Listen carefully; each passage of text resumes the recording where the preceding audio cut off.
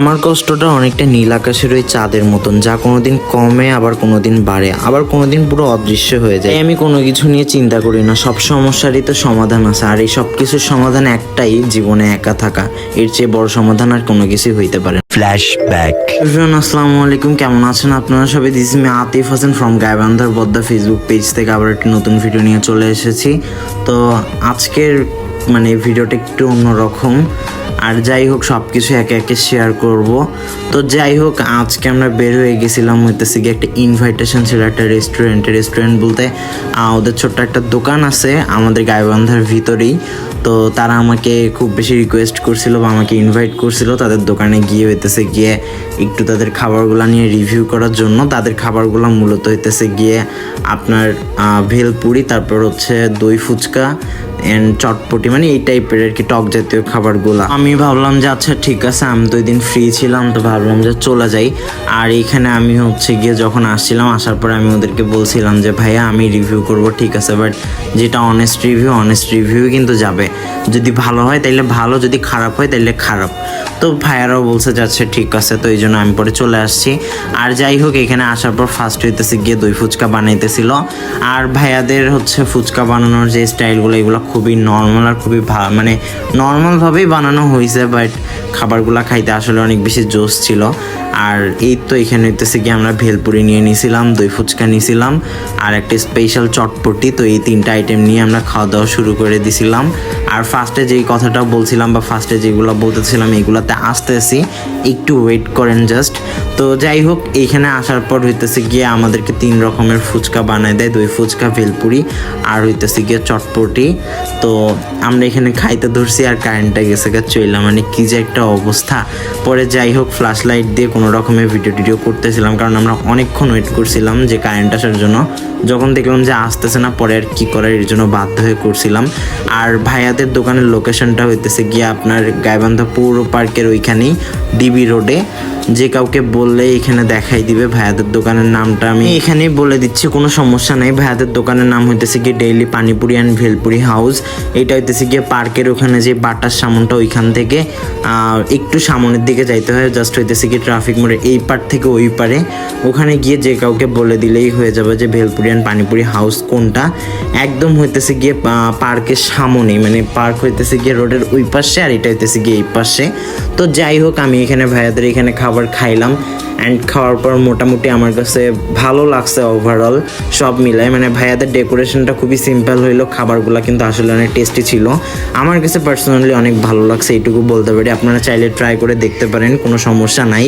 আর আমার কথা বলে দিলে অবশ্যই একটা বিগ অ্যামাউন্টের ডিসকাউন্ট পেয়ে যাবেন আপনারা। যাই হোক, ওইখান থেকে বের হয়ে হাঁটতে আমরা আসছিলাম এসকেএস হসপিটালের সামনে। ওইখানে আবার আসার পর একটা জাম্বুরা মাখা দেখে একটু খাইতে ইচ্ছা করতেছিল। আমাদের এখানে তো এটাকে জাম্বুরা বলা হয়, বাট আপনাদের অঞ্চলে এটা কি বলা হয় অবশ্যই কমেন্ট করতে ভুলবেন না।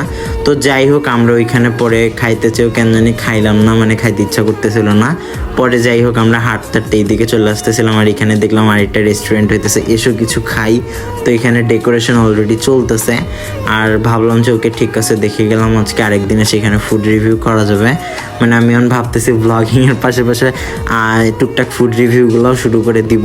তো যাই হোক, ওইখান থেকে বের হয়ে আমরা গেছিলাম আরেকটা রেস্টুরেন্টে, আর এইটা হইতেছে গিয়ে আপনার গাইবান্ধা স্টেডিয়ামের ওইখানে। আর এই রেস্টুরেন্টটা আমি অনেক আগেই শুনছি হয়েছে, বাট কখনো যাওয়া হয় নাই। তো ভাবলাম যে আচ্ছা ঠিক আছে, আজকে ভালো লাগতেছিল না, আর আজকে যেহেতু বাড়ি থেকে বেরিয়ে হয়েছি, একবারে খাওয়া দাওয়া করে যে বাড়িতে আর জিগে খাবো না, তো এই জন্য বের হয়ে আসছি। আর এখানে আসার পর তাদের ইন্টেরিয়র দেখে তো আমি ভাই পুরাই অবাক, পুরাই চমলক্ষ। আমার কাছে ভালোই লাগছে, একটু গ্রাম ভাইব পাইতেছিলাম। আবার এটা ঠান্ডা শীতল হাওয়া আসতেছিল, আর সব দিকটাই খোলামেলা ছিল। এইবার আসা যাক হইতেছে গিয়ে ফার্স্টে যে কথাগুলো বললাম, এগুলোর উদ্দেশ্যে কিছু কথাবার্তা বলার জন্য। আজকের তারিখটা আমার সারা জীবন মনে থাকবে, 7/9/2024। আজকের দিনে কিছু ব্যাপার হয়েছে বা এমন কিছু কাহিনীগুলো হয়েছে যেগুলো আসলে কখনো ভুলবার না, বা কখনো চাইলেও ভুলতে পারবো না। একটা কথা অনেকেই আমারে জিজ্ঞেস করেন, আমি কেন কোনো ফ্রেন্ডদের সঙ্গে ঘোরাফেরা করি না, কেন আমার লাইফে কোনো ফ্রেন্ড নাই। ভাই, এই ফ্রেন্ডগুলোর থেকে আমি যে পরিমাণে কষ্টগুলো পাইছি বা যে পরিমাণে ধোকাগুলো খাইছি, যেটা আসলে আমি জীবনে কখনো কল্পনা করতে পারবো না, যেটা আপনারা কখনো অ্যাটলিস্ট ভাবতে পারবেন না। সব মিলে আসলে একটা টাইমে আমার যে মনে হয়েছে যে আমার লাইফে একা থাকাটাই সব থেকে বেস্ট, অ্যান্ড লাইফে একা থাকা শুরু করছি। বাট তারপরেও কিছু কিছু মানুষকে না চাইতেও লাইফে জড়াই ফেলছিলাম। এখন আমি না পারতেছি সেই মানুষগুলোকে ধরে রাখতে, না পারতেছি তাদেরকে ছাড়তে। মানে তারা এমন এমন বিহেভিয়ারগুলো করছে, মানে তাদের বিহেভিয়ারে আসলে তাদের সঙ্গে কথা বলার কোনো ইচ্ছাও আমার করে না বা ইচ্ছা আমার নাই। বাট আমি আসলে তাদের মায়ায় পড়ে গেছি বা মায়ায় জড়াই ফেলছি। আমি সহজে কারোর সঙ্গে কখনো বন্ধুত্ব করি না বা তাদের সঙ্গে কখনো কারোর সাথে মিশতে পারি না। বাট যার সঙ্গে মিশি আমি আমার আত্মা দিয়ে মিশি, আমি আমার জীবন দিয়ে মিশি। বাট তারা আসলে আমাকে জাস্ট ইউজ করার জন্যই আসে, আমার থেকে স্বার্থ নেয়। আমার থেকে ইউজ করা শেষ হয়ে গেলে আমরা যেমন একটা টিস্যু ইউজ করার পর ফেলে দিই, তারা আমাকে তাদের লাইফ থেকে এইভাবে ফেলে দেয়। এই জিনিসগুলো আসলে কখনো ভুলবার না, বা এই জিনিসগুলো থেকে আমি একটা জিনিস বলতে পারি, আমাকে তারা হইতেছে কি আরও অনেক বেশি শক্ত করে ফেলতেছে, তারা আমাকে অনেক বেশি স্ট্রং করে ফেলতেছে, এইটুকু বলতে পারি জাস্ট। বাট কিছু কিছু মানুষের আসলে কিছু কিছু স্মৃতি আছে যেগুলো কখনো চাইলেও ভোলা সম্ভব না। আমার সঙ্গেও হয়তো বা কিছুটা এরকমই হয়েছে। এখন আমার আসলে কি করা উচিত এটা আমি নিজেও জানি না। আই নো যাদের কথা আমি এখানে বলতেছি সে আমার ভিডিও দেখবে বা তারা আমার ভিডিওটা দেখবে। সো তোমাদের উদ্দেশ্যে জাস্ট এইটুকু বলি, আমি তোমাদের লাইফে কখনো নিজে থেকে জড়াইনি। তোমরা জোর করে আমার লাইফে ঢুকে পড়ছো, তোমরা আমাকে বুঝাইছো যে তোমরা আমাকে রিয়েলি লাভ করো, তোমরা আমাকে রিয়েলি ফ্রেন্ড ভাবো।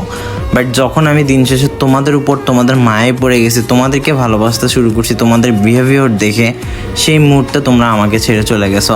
তো এইটুকু থেকে জাস্ট এইটুকুই আমি তোমাদেরকে বলবো, আমি তোমাদের মতো ফ্রেন্ড, আমি এরকম সেলফিশ কাউকে চাই না। হ্যাঁ, আমার কষ্ট হবে, আমার তোমাদের কথা মনে পড়বে, ঠিক আছে, বাট মরে কিন্তু যাব না, এইটুকু মাথায় রাখি। আমার প্রত্যেকটা চোখের পানির ফোঁটার তোমাদেরকে দাম দিতে হবে, আর এইটার জন্য আমি তোমাদেরকে কখনো কোনো কিছু বলবো না। বাট এইটার জন্য তোমরা পরকাল পর্যন্ত ঠেকে থাকবা।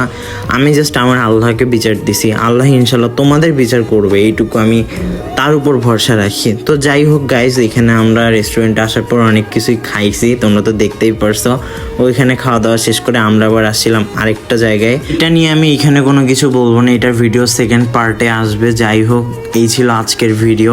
আর তোমাদের কাছে জাস্ট একটা কথাই বলবো, আমার জন্য বেশি বেশি করে দোয়া করো। আমি লাইফে অনেক বড় একটা সিদ্ধান্ত নিতে চাইতেছি, যেটা তোমরা হচ্ছে গিয়ে পরের ভিডিওতে পাবা। সো ভালো থাকবেন সবাই, আর দেখা হচ্ছে পরবর্তী ভিডিওতে। অবশ্যই পেজটাতে ফলো দিয়ে পাশে থাকবেন। আল্লাহ হাফেজ, আসসালামু আলাইকুম গাইস।